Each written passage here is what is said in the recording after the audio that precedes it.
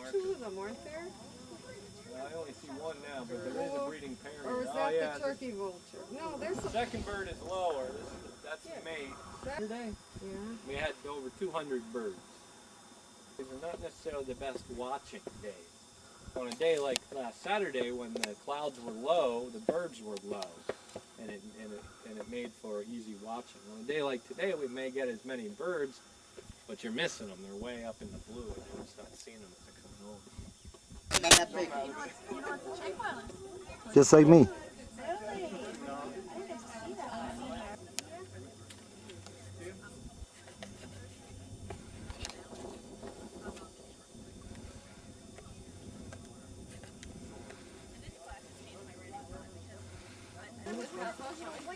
This is the turkey vulture's. One further up in the distance, one right there. This one I see. I don't see the other one. The other one, well past the donut, to the left of the donut. Where that one's headed? No, it's left. Keep going left of the donut. It's going off in the Oh right. wait, there's the one where I just came up It's here. over the valley now. Oh, there's One one just in the came valley, right. below it. Yeah, there's one right that just swooped down that way. No, there's three of them. They're probably.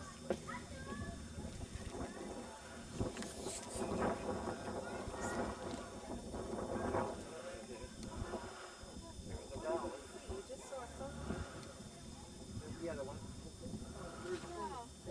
Red and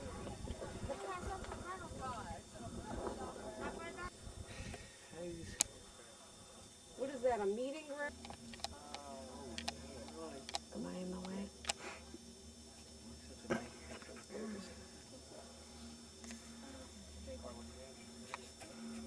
clouds.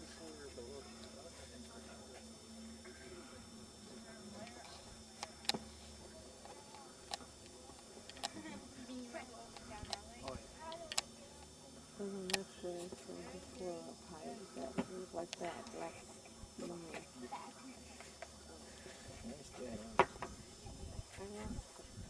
Oh, there it is. Or she.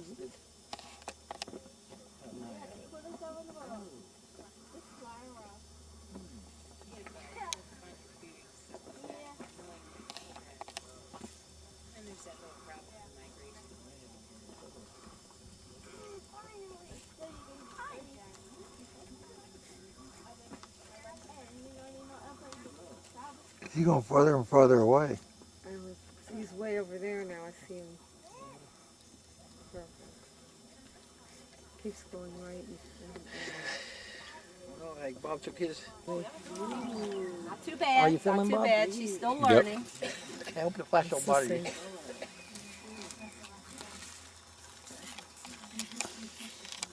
Now I'll be walking back and forth with her, so you'll all get a good look at her.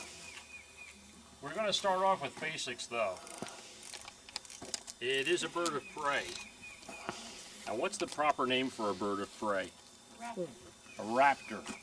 What does that word mean? You see, Her feet, and we'll be getting into that in just a few moments. You're a raptor. You're going to go out and hunt. What's the first thing you have to be able to do? See. Okay. Fly. Now, why didn't somebody say what? Fly. Fly. Okay, that is what I usually hear. But is that really a distinguishing characteristic? No, you're swatting at things that are flying around you. Incredible eyesight. Unbelievable eyesight compared to you and I.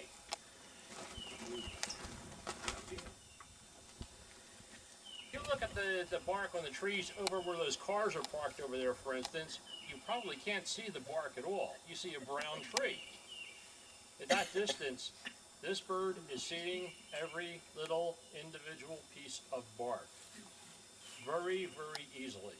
This bird can be soaring at a couple of 100 feet up in the air and have no problem at all seeing a field mouse running through the grass. It's hard to get across how good these birds see. I just saw a program the other night on a PBS channel that was all about eagles. They had on a golden eagle. The golden eagle was chasing down an Arctic hare. It spotted it from 1.5 miles away. That is how good their vision is. Besides having high visual acuity, almost all these birds have a type of binocular vision built in. You see how round her eyes are? Around the outside of the eyes, look at those eyes.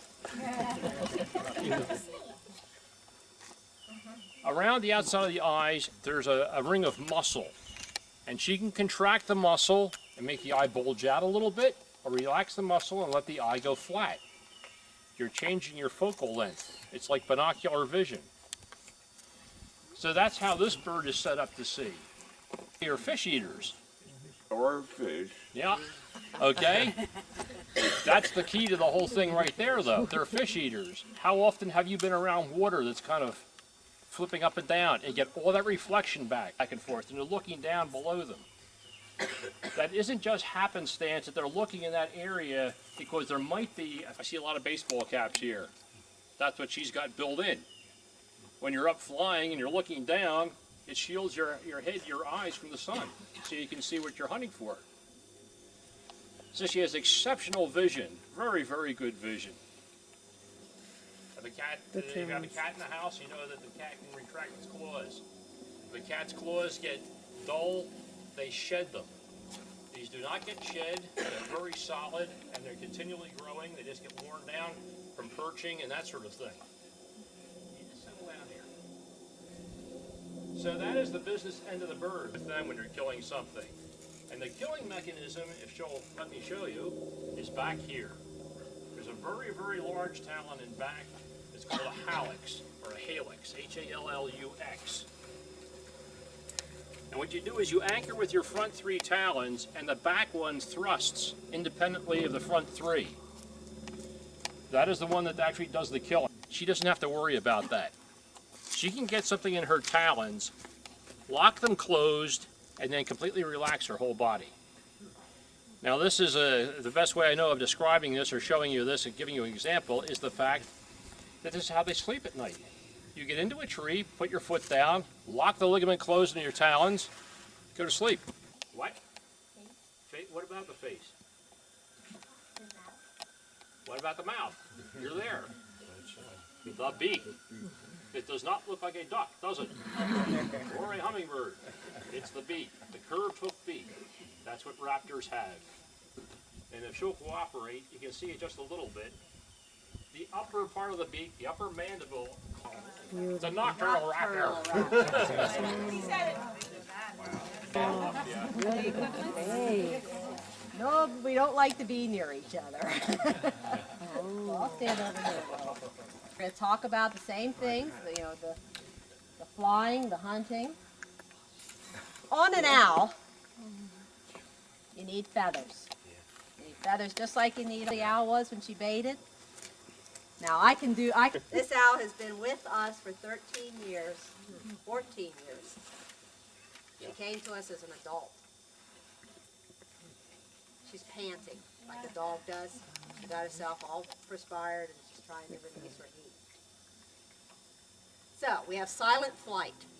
We have the fringes on the flight feathers. We have the feathers down on the toes. Help her to be able to hear past her swishing. Ah, where are her ears? She has ears, just like we do. But she doesn't have these, where we hang earrings. Okay? She doesn't have these. All she has is little slits. Well, she has little slits just behind the facial disc.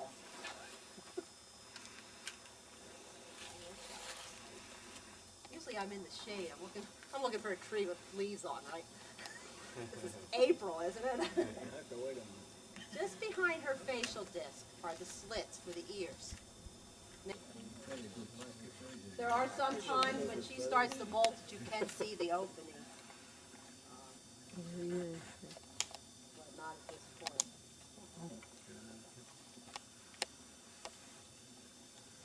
You know, she's tolerated me for many years.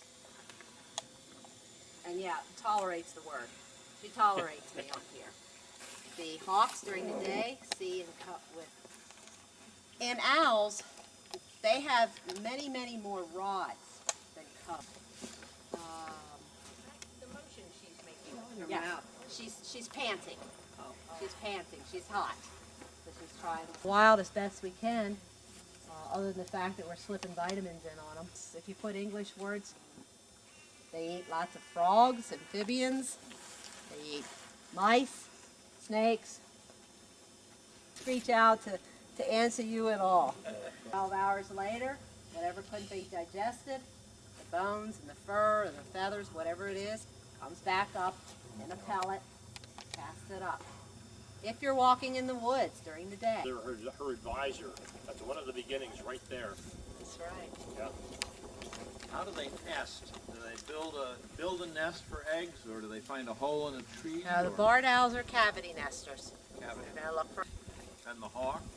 the hawk. The red-tailed hawk will build a nest up in a tall oak tree, maybe. It'll be sticks, twigs. Might get. B, is Trika, turned around and said, Bob, take the glasses off. And I kind of went like that, and as I did, the peregrine was leaning right at herself in the mirrored lens. She was leaning right at me. And that was the first, last, and only time I ever wore them around a bird of prey. That was it. They went. Got rid of them. Yeah. She was seeing her own reflection. Felt like eternity to me, but after it released, because the volunteers could not help me, after it released and I pried it off, my finger was bruised from